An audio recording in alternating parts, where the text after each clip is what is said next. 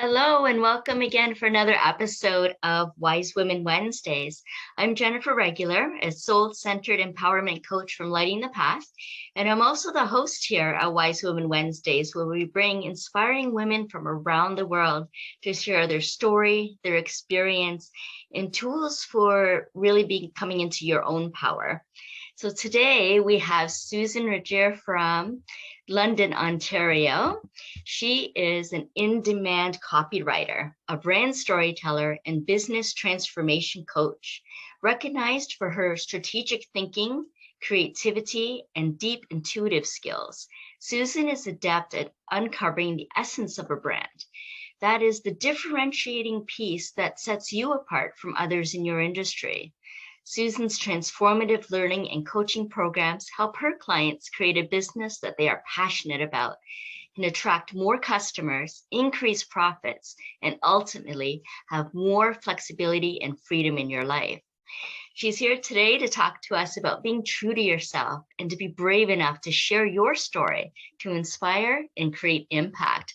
Welcome, Susan. It's so wonderful to have you here today. And it's so great to be here and to see you again, Jennifer. It's been such a Yeah. while since we've seen each other, and I really appreciate this opportunity to share. This is so true. I used to live also in London, Ontario, and then moved to Victoria, BC a few years ago. And here we are on Zoom, which is kind of where the world meets nowadays. It sure is. Yeah. So it sounds like you're really passionate about your work, Susan. Can you share when you knew that was your passion, when it became your passion? What was your journey? Wow. Well, I started out, and I'm going back many years. Like I started my business back in 1997, Vantage One Writing. But before that, even, I knew I wanted to be my own boss, have my own business. My father had his own businesses, so I grew up in an entrepreneurial family. And I was working in a job, not that I was really happy with. It was okay, but writing on the side and being published, mainly children's stories, parenting articles, but getting my name out there, and it was great.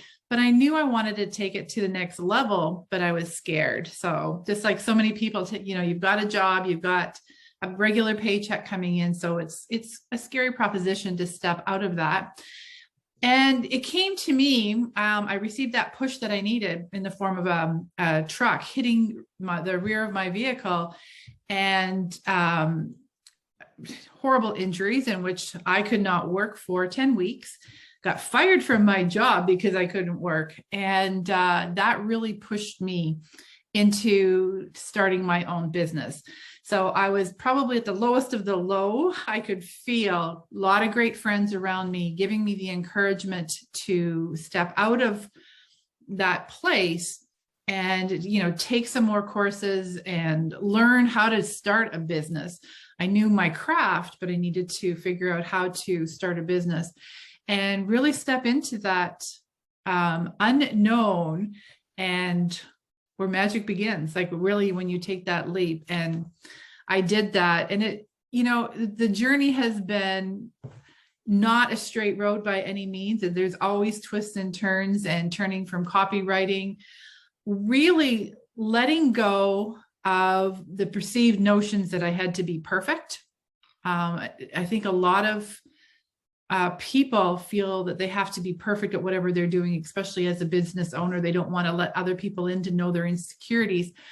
But really, when you let that go and let others in, and being comfortable to learn more, to let go and let other people help you out, again, that's another big one, then really things will unfold. And eventually I started working with other business coaches, and became a coach myself, so that I can help others create a business that they're passionate about. But it's been a longer journey, but fun, and so many lessons along the way. It's been great. Yeah, there's so many pivots that we go through, don't we? But through all of them, we evolve from that. And it sounds like you've been gathering your community along the way, surrounding yourself with other coaches and the training that you need, and having confidence in your craft and the willingness to learn how to bring that out into the world. And it's really about taking a leap of faith, like you said too. And I love the acronym for faith, about finding answers in the heart. So when we really get that chance, sometimes it's under unfortunate circumstances like a vehicle accident, but a chance to really get to what's really important. And even when we're off and away from things, then we get a glimpse into the things that we miss or a new direction that we want to take. Yeah, it's really important that when you're going through these twists and turns, because you don't know where they're going to take you. And some of them, well, you'll come to a roadblock because they're not following your passion. And a lot of that is because other people are telling you what you should be doing, you know, all those Right. horrible should, you know, you Yeah. should be doing this, you should sell this product. And it's really not in alignment with who you are and really what you want to become. So it's important that you know, sometimes you're going to be taking those twists and turns, but really stopping when you realize this is not in my path. This is for, you know, somebody else's path and their journey, and that's fine too. But tapping into that passion for you, because if you're not passionate about what you're doing, why are you doing it? Yeah.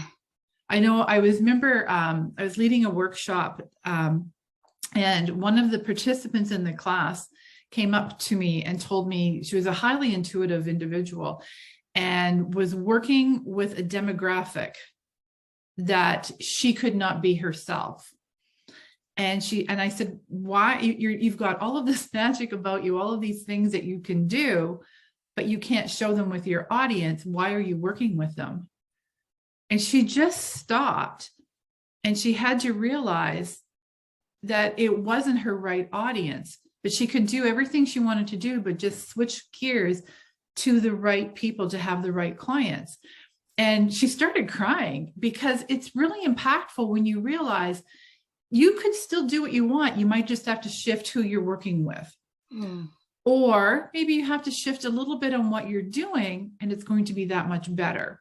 So there are the twists and turns, but where they're leading you, it has to be right for you, not for somebody else. Right. Yeah. And that really helps us step into our authenticity and have greater impact in who we serve if we're aligned with the right people, to have the right alignment. And that's what we want to do. We want to have that impact. Yeah. So when I'm working with some of my clients, like if they come here, if I'm coaching them to try to figure out what it is really that they can do to serve their customers. And I like to say that it's serving them better than selling to them. But when they're telling me what they're doing, I can see, you know, when that light goes off in their eyes and their whole face is just lit up. Yes. And if it's not, I call them out on that because you're not following your passion there. You're just doing it because there's money there. Yeah. And there's actually more money when you're following your passion, you know, the right path. So you've got to make sure that it is in alignment. But when they're telling me exactly how they serve their customers, that's when we can figure out what next step they can do to even enhance that. And it's just better for everybody. Huge impact. And sometimes they don't even realize, right, what they're truly capable of. You know, I know there's a lot of women who feel like they're not good enough. And like you said, if you're a business owner, you have a reputation to protect and you want to live up to a certain image. And what are your suggestions for overriding that imposter syndrome that might come up? That's a huge thing for me because I just totally encompassed that when I started out. Talk about imposter syndrome. Like, wow, I was afraid to let anybody really see the true me. I didn't even want to go take a workshop somewhere local that somebody might see me because in case they thought I wouldn't know what I'm doing. Just crazy. Like when you think about it, because we're always continually learning. But I was at a seminar one time and the speaker, and I really wish I could remember the speaker because it was so impactful for me, said, what would you do differently if you knew you could not fail? Mm-hmm. And I really thought about that and took it to heart. And at the time, I was about a year into my business, and I really wanted to go to an ad agency and do freelance work with an ad agency.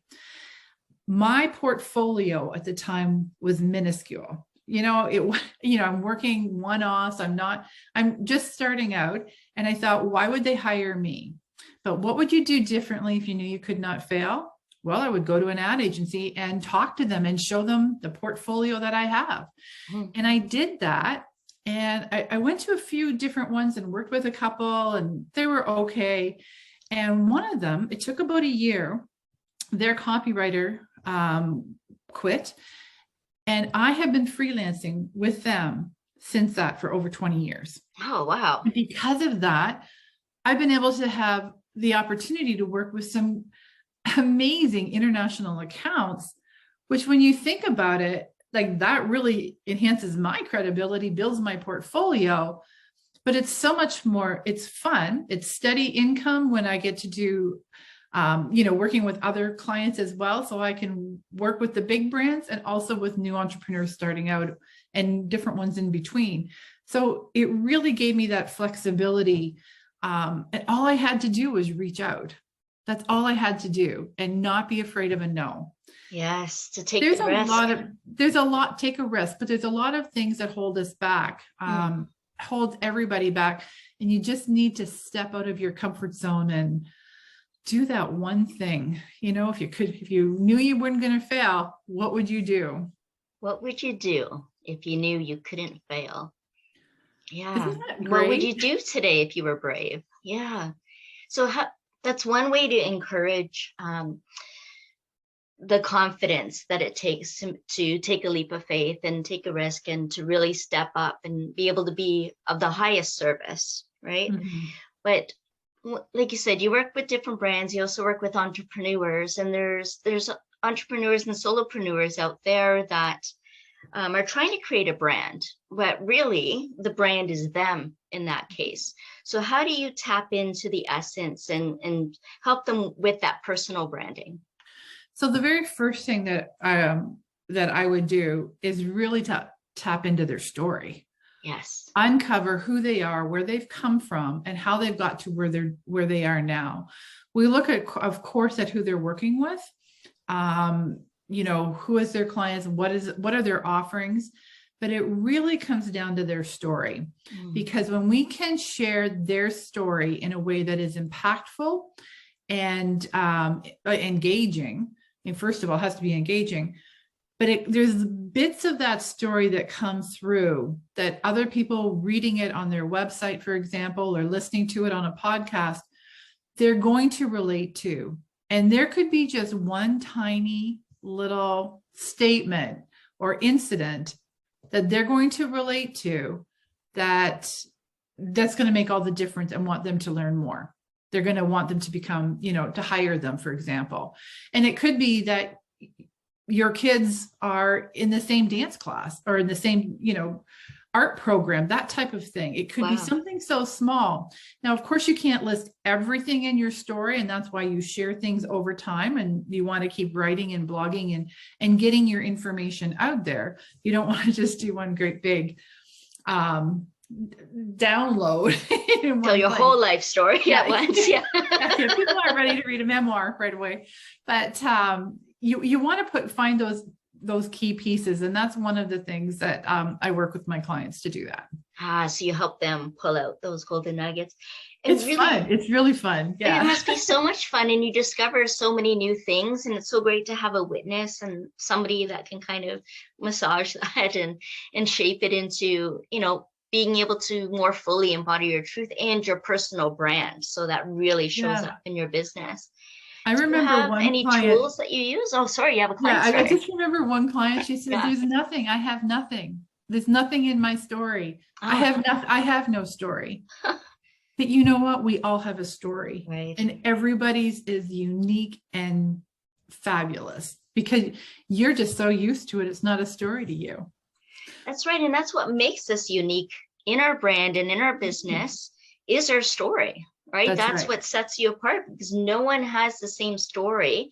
But like you said, there's threads of it that people do relate to and connect with. And that connection is so important as well. Exactly. Yeah, exactly. So are there certain tools that you use, or just have a kind of an intuitive way of bringing that out in someone? from somebody's story, then Mm-hmm. I actually have a questionnaire. I have, and I give that to them to work through. They answer these questions. There's about 10 questions in total, and it tells me a lot, and it tells me what's not there. I can see the holes, and that it's the most fun for me to read and going, this one word, there's a story with that one word, and I can see that. So that's where the intuition comes in as well. One person happened to mention a photographer recently that had happened to take a photo of the Queen. It was something along that line years ago. Well, there was a massive story behind that, and he didn't think it was important. Huh. And you're taking pictures of photographing the Queen of England as a kid. There's importance behind that, and he was just going to push that off. But there's little things, even on how you started out in your business, and that's something to really look at. What was that inciting moment that really got you interested? And there's stories around that. And you never know where they're going to go. So when I work with them, I always get my clients to answer those questions and send them to me. But I often recommend they work with somebody to answer them. I know when I did my own years ago, I worked with my daughter, and she would ask me the question. I would give her the answer, and she'd go, wow, I didn't know that. Well, no. And then it went off onto a tangent to get more information. And that's when, a lot of the information flows. So the good stuff comes out. Yes, that's so exciting. And then what happens? Are these people that are sharing on stage or writing about it, or what ends up happening after once they get their story? So everybody, no matter what you're doing, you need to share your story, whether you're a salesperson, so selling insurance, selling real estate, selling whatever, whether like if your business is in sales, working with somebody else as an entrepreneur, or somebody in a front line that people need to connect with you have to share your story, because it is relationship building. And that's everything is today, is building relationships. And it's got to start on your website. You've got to have a really good story there about your brand, about you. Sometimes it's the same thing. So you've got to encompass them both together. So then, like, if there is a real unique piece to your story that you wanted to share when you're speaking on stage, if you speak on stage, you would not put that in your story on your website or give it as an introduction, because that would blow everything when you're speaking, and that's a main component of your story, right? So you want to hold things back. So it depends on what your business is and how you're relating to others on how that's going to come across. Okay.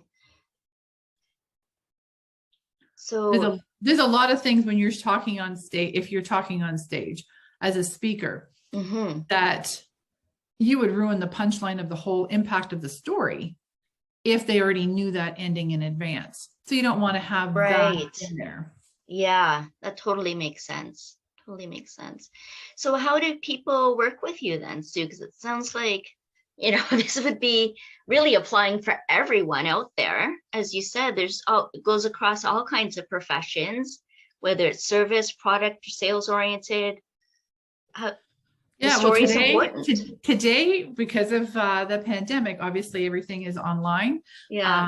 But often I have people who will come in when I work with my clients in a coaching program and work one-on-one. We can either do it on Zoom, or people come to my home and we work together for a full day or half day or whatever. And then plus we have other like a coaching program where we work together to create their key messages. And that's one thing that I do a little bit differently, is that I work hands-on, because I love to write and I'm a copywriter. I teach them how to do it, so they don't always have to hire somebody like me, but I work with them to make sure that their messages are word perfect, yes, so that they're ready to go. So we create the entire marketing package for them. That's fantastic. And as you mentioned about the in-person, I just want to make a correction because I mentioned that Susan's joining us in from London, Ontario, and that's where I knew her. But since then, we've both moved, and she's now in actually St. Joseph's, Ontario. That's So, that's right. yeah, and Between in a London and beautiful Bayfield. location by the lake, too. So, Yeah. wouldn't it be nice to be able to be there when we could and experience all of this in person one day? Yes. And my clients, they go for a walk down to the lake, and yeah, it's a Mm, great way to kind of get out of your own area so that you can think differently. And that's what yeah. happens when you come into go anywhere on any learning retreat. You learn things differently by, all of the surroundings and everything else that go along with it. Yeah. So I would really recommend people to go to Susan's website and sign up to be on her list because whether it's online or in person, there's so much that can be offered, that can be revealed, that can be discovered, things that you might not even realize about yourself, that might come up and be able to accelerate your brand in any way that you see fit. And digitally speaking, I think you mentioned before to me that you had some new apps that you wanted to share. Yeah. So if anybody is interested in, writing stories, writing brand stories. So that's another part of it, is writing stories that reflect your brand, which could be, stories about their customers or a customer experience, anything like that. So Oh, on my right. website, susanregier.com, if you go Mhm. down under the workshops tab, there's strategic storytelling for client attraction. It's free. And there's a link there, and it takes you to curious.com. And that actually gives you two free months on Curious for all of their products, but you can get that one for free as well. But there's a couple of other apps I've started using lately that I absolutely love. So one of them, I'm not sure if you've ever heard of it, is called Otter, OTTER.ai. And for people who think, I don't like writing all of this information down, it takes too long to write, you can just record it. And it's probably the best software because it transcribes it for you and it does it well. Wow, amazing. It's darn near perfect. There'd be a few things I always go back and look at it right away, but I can record even Zoom calls if I'm interviewing somebody and I have the whole conversation there, which is really good. Obviously, Grammarly.com. Hopefully everybody uses that. But here's another one if you're interested in writing. Maybe you're writing a book or writing short stories, and it was got different scenes, whether it's for your work or for pleasure. It's called Scrivener. So it's SCRIVENER, Scrivener.com. And you can do 30 days for free. And then it's like $70. It's not expensive to have access. And 30 days for free gives you 30 working days. So if you take a week off, they don't count that. But it divides your work into chapters and scenes and helps you organize it. And then you can export it as a book. Really? So it's going to save you so much money if you decide to publish something because it's got it formatted in the right way. Awesome software. That's So brilliant. those are a few things that I wanted to share that no cost or low cost. So. Oh, wow. Thank you so much for sharing that because those are amazing tools that people can be able to help with what they're trying to put out there. Yeah. That's incredible. Yes, absolutely. And Susan, do you have any final words for us? Any more wisdom to impart? Well, the big thing I think is to drop the perfection. And as a copywriter, that was a big thing for me because I thought I had to be perfect in everything. But to remember that perfection is in the eye of the beholder. So if I had a blog post written and edited and I let it sit overnight, I would make a few changes. I could let it sit overnight and make a few more changes and so on and so on. And it would never get posted. You're better to get it posted. And if you find an error later, go in and correct it. It's easy to do, but get your work out there. So drop the perfectionism and instead get your stuff out there so people know who you are and where you are and how, and the why you, what's your story. Yes. Drop the perfectionism. There was this saying too, well, maybe it's not a saying, but another tip that I heard recently as well is just to be yourself. And that perfectionism can actually repel people. It's like you say, it's more about the connection and being authentic and being yourself rather than being perfect. Exactly. Yeah. Yeah. When nobody else is you. So don't try to be somebody so there's else. no comparison, really. Exactly. Wow. Well, thank you for being you, Susan Regier. And it's been such a pleasure having you here on Zoom. And tune in with us again next week for another Wise Women episode. And I'll have all the links to connect with Susan down below, including the access to those apps. And we hope to see you all here again soon. Take care for now. Thank you for being here. Thank you.